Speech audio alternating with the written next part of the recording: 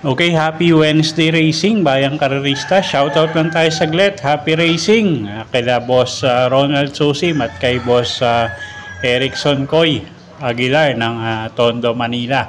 Okay, so good luck sa inyo mga boss at Wednesday racing na tayo, July 2, 2025. Usual Wednesday night racing schedule tayo, no? 7 karera, start time alas 5 ng hapon. So, simulan na nga natin yung mga giya natin para sa araw ng Miyerkules, July 2, 2025. Okay, race 1 tayo. Start ng winner take all. 3-year-old and above maiden race placers. Distansya natin dito, 1,400 meters.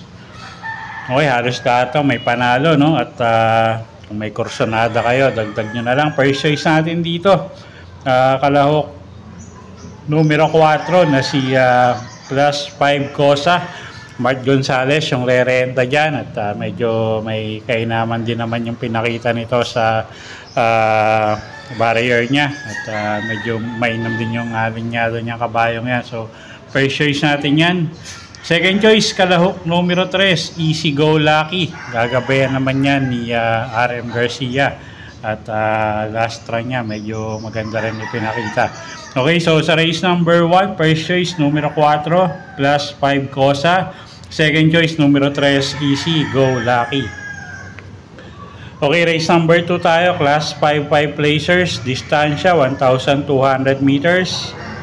Okay, first choice natin dito, kalahok numero 8, double strike, Joel Ciego yung re-renta dyan at medyo maganda yung post position niya at yung huling takbo nito medyo mainam din. So first choice natin yan, numero 8, double strike. Second choice, kalahok numero 1, bumabaga, GL Ciego Jr. yung re-renta dyan. At pag nakakuha ng harapan niya, tingin ko may panalo rin, no? So second choice natin yan. Third choice natin, pangdehado, kalahok numero 2, Guest of Honor, gagabayan ni CL at Bincula. Okay, so sa race number 2, medyo mga dehado yung pili natin dito. At first choice nga, numero 8, double strike. Second choice, kalahok numero 1, bumabaga. At pangdehado natin, yung kalahok numero 2, na si Guest of Honor. Okay, race number 3 tayo. Na-start ng pick 5. 3-year-old group 6 placers. Distansya, 1,400 meters. 2-horse ratio nakikita natin dito, no? Between entries number 1 and 2. First choice natin, kalahok numero 2, high maintenance. Bagay parehas imported yung 1-2 na yan, no? So first choice nga natin, numero 2, high maintenance, GL Ciego Jr. yung sasakay dyan. At second choice na rin natin yung kalahok numero 1 na si King Alexander, gagabayan naman yan ni RM Garcia. Okay, so sa race number 3, first choice nga natin, kalahok numero 2, high maintenance. At second choice natin, kalahok numero 1, King Alexander. Okay, next race tayo, race number 4, class 4, 34 to 39 bracket, distansya 1,200 meters, start ng peak 4. Medyo mataas na grupo to, no? At first choice natin, kalahok numero 3, Manila de Bay, Mark Angelo Alvarez yung re-renta dyan. At medyo may buti tong kabayong to, no? At nagpapakita nga ng igis. So first choice natin yan, numero 3, Manila de Bay.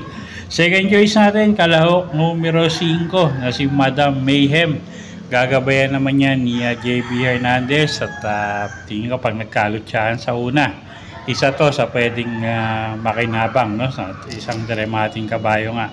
Okay, so sa race number 4, first choice nga, numero 3, Manila de Bay.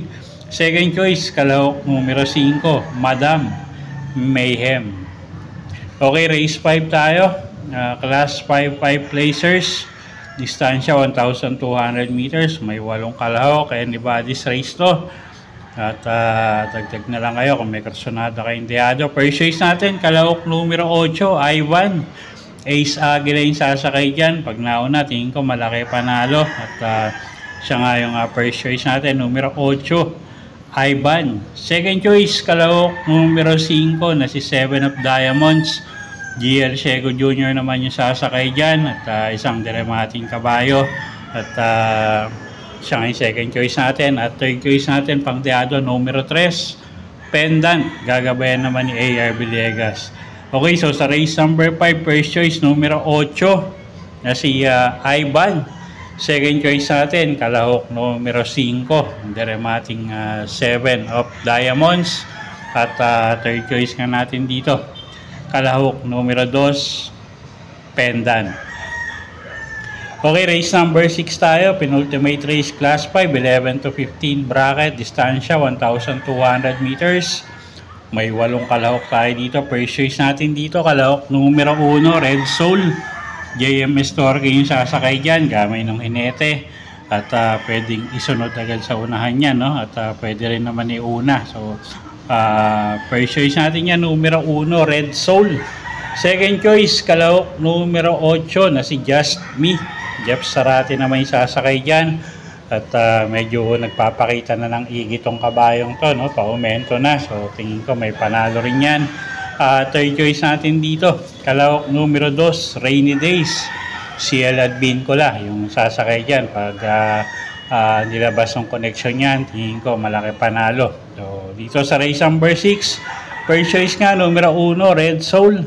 Second choice natin, kalahok numero 8 na si Just Me. At third choice natin, entry number 2, Rainy Days. Okay, race 7 tayo. Last and final race for the day. Class 4, 16 to 21 bracket. Distansya, 1,200 meters. Okay, first choice natin dito. Nakalahok numero 2, Stay Funny. CS Pare Jr. yung sasakay dyan. Gamay ng hinete yan. Pwedeng iuna yan, pwedeng isunod. At isang imported horse. So, first choice natin yan, numero 2, Stay Funny. Second choice, kalahok numero 7 na rin na si Gintong Hari. Tingin ko siya yung malalyamado rito, no?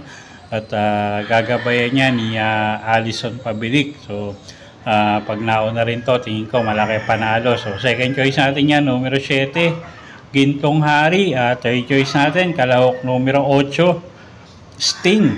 Joel Shego naman yung sasakay dyan. Okay, so sa race 7, first choice nga, numero 2, Stay Funny. Second choice, kalahok numero 7, Gintong Hari. Third choice, kalahok numero 8, Sting.